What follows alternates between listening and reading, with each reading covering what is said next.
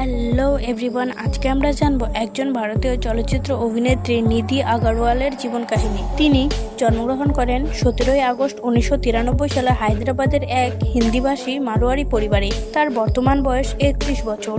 তিনি বেড়ে ওঠেন বেঙ্গালুরুতে। তিনি বিদ্যাশিল্প একাডেমি ও বিদ্যানিকেতন বিদ্যালয়ে পড়াশোনা করার পর বেঙ্গালুরুর এক ক্রাইস্ট বিদ্যালয় থেকে স্নাতক ডিগ্রি লাভ করেন। তিনি ব্যালে, কত্থক ও বেলি নাচের ওপর প্রশিক্ষণ লাভ করেছেন। তার বাবা হলেন রাজেশ আগরওয়াল এবং মা ইন্দু আগরওয়াল আমান।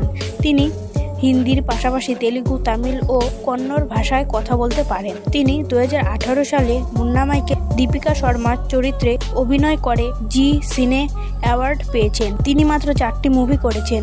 2017 সালে মুন্না মাইকেল, 2018 সালে সব্যসাচী, 2019 সালে মিস্টার মাজুনে এবং 2019 সালে আবারও তিনি আরেকটি করেছেন স্মার্ট শঙ্কর। আজকের ভিডিওটি এখানেই শেষ করলাম।